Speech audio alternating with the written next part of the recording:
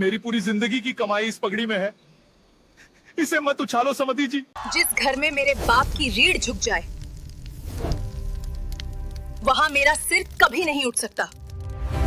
बेटियां पराया धन नहीं होती, हम ही उन्हें पराया बना देते हैं। आपने अक्सर सुना होगा कि बेटी की शादी हो जाए तो बाप गंगा नहा लेता है, लेकिन क्या वो शादी शादी कहलाती है जहां बाप का सम्मान ही नीलाम हो जाए? आज की कहानी उस बाप की है जिसने अपनी पगड़ी उतारकर समधी के पैरों में रख दी, और उस बेटी की है जिसने उसी पगड़ी को उठाकर वो किया जो शायद 100 बेटे भी नहीं कर पाते। ये कहानी आपको रुलाएगी नहीं, आपको अंदर तक हिला देगी। अगर आप भी अपने पिता से प्यार करते हैं तो इस वीडियो को छोड़ने की गलती मत करना, क्योंकि आज सच की जीत होने वाली है।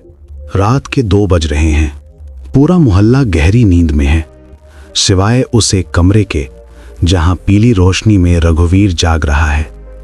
रघुवीर जिसकी उम्र 52 साल है, लेकिन चेहरे की झुर्रियां उसे 70 का बताती हैं। उसके हाथ में एक छोटा सा लोहे का गुल्लक है, वही डालडा घी का पुराना डिब्बा जिसे उसने तिजोरी बना रखा है।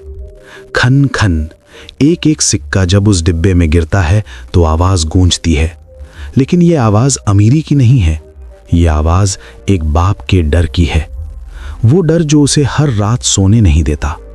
कहते हैं जब घर में बेटा पैदा होता है तो बाप की छाती चौड़ी हो जाती है, लेकिन जब बेटी पैदा होती है तो बाप का दिल बड़ा हो जाता है। रघुवीर का दिल बहुत बड़ा है, शायद इसीलिए भगवान ने उसे एक नहीं 4 बेटियां दी। मीरा जो सबसे बड़ी है, उसकी शादी तय हो चुकी है। रघुवीर अपनी फटी बनियान को ठीक करते हुए उस गुल्लक को देखता है। उसे याद आता है वो दिन जब मीरा पैदा हुई थी। वो अस्पताल के बाहर खड़ा था, जेब में सिर्फ 100 रुपए थे, लेकिन होठों पर मुस्कान थी। और आज जेब में जीवन भर की कमाई है, प्रोविडेंट फंड के कागज हैं, पुश्तैनी जमीन के बैनामे हैं। फिर भी वो डरा हुआ है। क्यों? क्योंकि समाज का एक अदृश्य राक्षस उसके दरवाजे पर खड़ा है, दहेज। रघुवीर एक आम क्लर्क है जिसकी जिंदगी फाइलों की धूल झाड़ते और साहबों की जी हुजूरी करते गुजरी। वो अपनी ज़रूरतें मारता है, उसे चाय पसंद है, लेकिन वो अब सिर्फ आधी प्याली पीता है। पेट भर गया, ये झूठ वो इतनी सफाई से बोलता है कि उसकी पत्नी सुधा भी कभी कभी सच मान लेती है। लेकिन सुधा जानती है, वो जानती है कि रघुवीर की चप्पल में जो छेद है वो उसे नहीं दिखता। उसे सिर्फ मीरा के लिए खरीदे जाने वाले सोने के कंगन दिखते हैं। मीरा की शादी तय हुई है, शहर के एक प्रतिष्ठित परिवार में। लड़का इंजीनियर है। परिवार वाले कहते हैं हमें तो बस आपकी बेटी चाहिए, सब कुछ तो है हमारे पास। ये वो वाक्य है जो हर बाप सुनना चाहता है, लेकिन इस वाक्य के पीछे जो खामोशी होती है वो सबसे खतरनाक होती है। रघुवीर ने अपनी सारी जमा पूंजी एक तरफ रख दी है। शादी के लिए बैंक्वेट हॉल बुक हो चुका है, खाने का मेन्यू तय हो चुका है, लेकिन रघुवीर के माथे की लकीरें गहरी होती जा रही हैं। कल शाम समधी जी का फोन आया था। बातों बातों में उन्होंने कह दिया, रघुवीर जी, बारात में कुछ वीआईपी मेहमान आ रहे हैं तो जरा देख लीजिएगा, और हाँ, बिटिया को खाली हाथ भेजेंगे तो उसे ही ताने सुनने पड़ेंगे। हमें क्या, हमें तो बस आपकी इज्जत प्यारी है। ये इज्जत शब्द, ये शब्द नहीं, एक फांसी का फंदा है। रघुवीर ने फोन तो रख दिया, लेकिन उसके हाथ कांप रहे थे। उसने अपनी पत्नी सुधा की तरफ देखा। सुधा समझ गई। उसने बिना कुछ कहे अपनी अलमारी खोली और वो मखमली डिब्बा निकाला जिसमें उसकी माँ के दिए हुए कंगन थे। वो कंगन जो उसने कसम खाई थी कि कभी नहीं उतारेगी। ये ले जाओ, सुधा ने कहा। आवाज में कोई कंपन नहीं था। रघुवीर की आंखों में पानी भर आया। सुधा, ये तुम्हारी आखिरी निशानी है। सुधा ने फीकी मुस्कान के साथ कहा, मेरी सबसे बड़ी निशानी मीरा है। अगर वो खुश नहीं रही तो ये सोना किस काम का।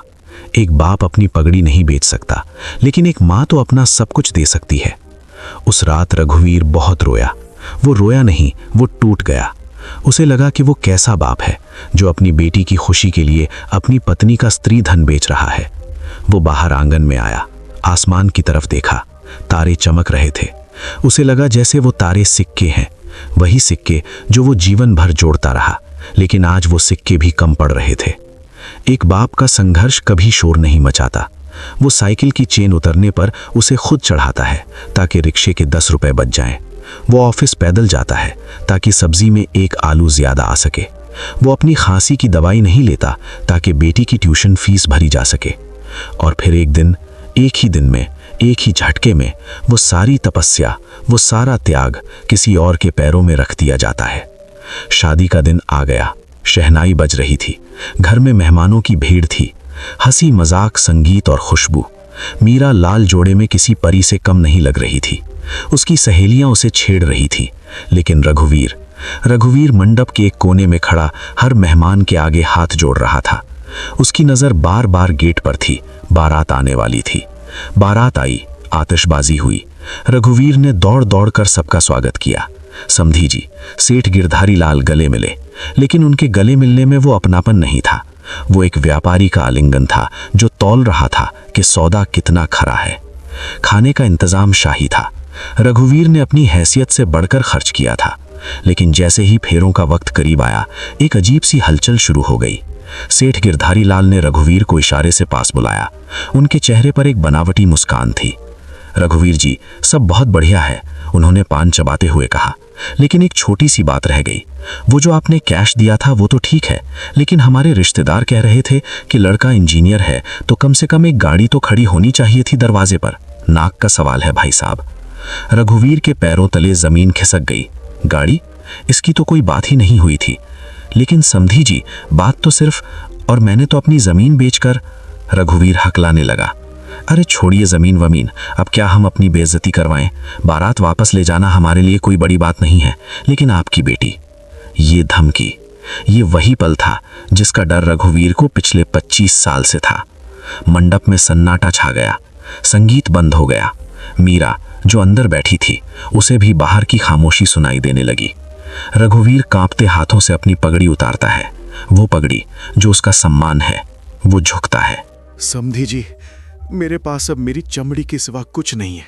चाहे तो मेरे जूते बनवा लीजिए, लेकिन मेरी बेटी की जिंदगी मत खराब कीजिए। रघुवीर, एक पिता, सैकड़ों लोगों के सामने अपनी पगड़ी समधी के पैरों में रख देता है। उसकी आंखों से आंसू टपक कर उस पगड़ी को भिगो रहे हैं। ये दृश्य देखकर पत्थर भी पिघल जाए। एक बाप जिसने उंगली पकड़कर चलना सिखाया, आज उसी समाज के आगे रेंग रहा है। तभी एक आवाज गूंजी, पापा। ये आवाज मीरा की थी। मीरा मंडप की तरफ भागी। उसने देखा उसके पिता, उसके हीरो, जमीन पर गिरे हुए हैं और सामने वो लोग खड़े हैं जिन्हें वो अपना परिवार मानने जा रही थी। मीरा के अंदर कुछ टूट गया। नहीं, उसका दिल नहीं टूटा, उसका डर टूटा। वो आगे बढ़ी। उसने अपने पिता की पगड़ी उठाई, उस पर लगी धूल को अपने दुपट्टे से साफ किया और बड़े गर्व से उसे वापस अपने पिता के सिर पर रखा। फिर वो मुड़ी। उसकी आंखों में अब आंसू नहीं थे, अंगारे थे। उठिए पापा, मीरा ने कड़क आवाज में कहा। दहेज मांगना जुर्म है, लेकिन दहेज देकर अपनी आत्मसम्मान का सौदा करना उससे बड़ा गुनाह है। सेठ गिरधारी लाल हैरान थे। लड़की होकर जबान लड़ाती है। मीरा हंसी। वो हंसी बड़ी डरावनी थी। लड़की हूं इसीलिए तो तोल रहे थे ना मुझे। बाजार में जानवर बिकते हैं, बहुएं नहीं। और सुनिए सेठ जी, मुझे लगा था आप मेरे पिता का बोझ बांटने आए हैं, लेकिन आप तो उनकी लाश पर अपना महल बनाने आए थे। पूरा मंडप सन्न था। एक लड़की अपनी ही शादी में बारात को ललकार रही थी। जिस गाड़ी की आप मांग कर रहे हैं ना, मीरा ने अपनी वरमाला हाथ में ली। उसमें बैठकर मैं विदा नहीं होंगी, क्योंकि जिस घर की नींव मेरे पिता के आंसुओं पर टिकी हो, वो घर मेरे लिए नर्क है। मीरा ने वरमाला को जोर से जमीन पर दे मारा। फूल बिखर गए, ठीक वैसे ही जैसे रघुवीर का डर बिखर गया था। दोस्तों, यहां रुकिए, जरा सोचिए। हम अक्सर सोचते हैं कि बेटी की शादी हो जाए तो गंगा नहा लिए, लेकिन क्या ऐसी शादी शादी है या सौदा? मीरा ने आज जो किया उसके लिए जिगरा चाहिए, और यही वो जज्बा है जो हमें इस चैनल के माध्यम से आप तक पहुंचाना है। जैसे मीरा ने अपने पिता के सम्मान के लिए आवाज उठाई, वैसे ही अगर आप भी सच के साथ हैं तो नीचे वो सब्सक्राइब का बटन है ना, उसे ऐसे दबाइए जैसे मीरा ने इस दकियानुसी रस्म को कुचल दिया। आपका एक लाइक इस सोच के खिलाफ एक तमाचा है। कहानी वापस मंडप में आती है। गिरधारी लाल गुस्से में तमतमा गए। चलो, अभी इसी वक्त बारात वापस जाएगी। इस लड़की की शादी अब किसी से नहीं होगी। बारात मुड़ गई।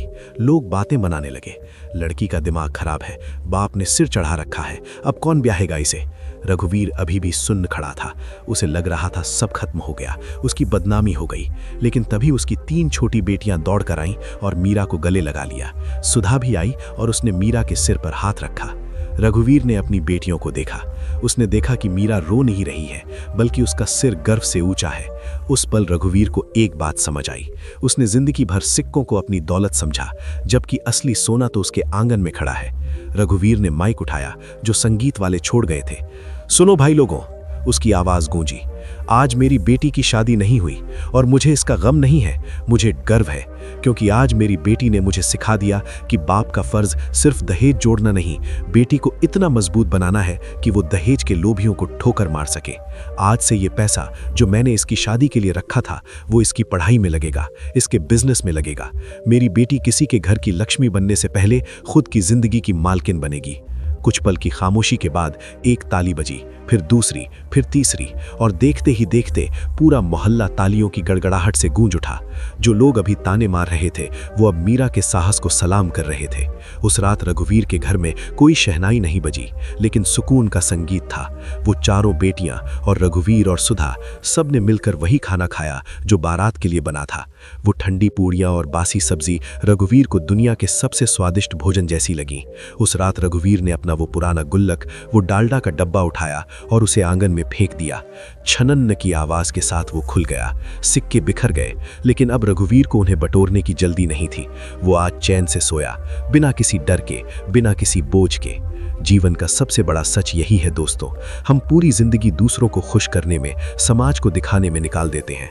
हम ईंट पत्थर जोड़ते हैं, सोना चांदी इकट्ठा करते हैं, लेकिन अपने बच्चों के अंदर वो आत्मविश्वास डालना भूल जाते हैं जो उन्हें दुनिया से लड़ने की ताकत देता है।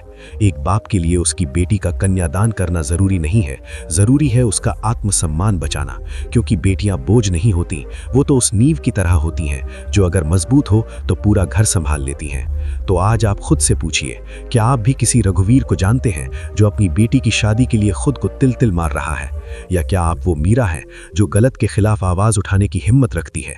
अपनी राय कमेंट में जरूर लिखें, क्योंकि आपकी एक कहानी किसी और पिता को हिम्मत दे सकती है। और हाँ, अगर इस कहानी ने आपके दिल को छू लिया है तो इसे शेयर करना मत भूलना। क्या पता कहीं कोई पिता अपनी पगड़ी उतारने ही वाला हो और ये वीडियो उसे रोक ले। जय हिंद।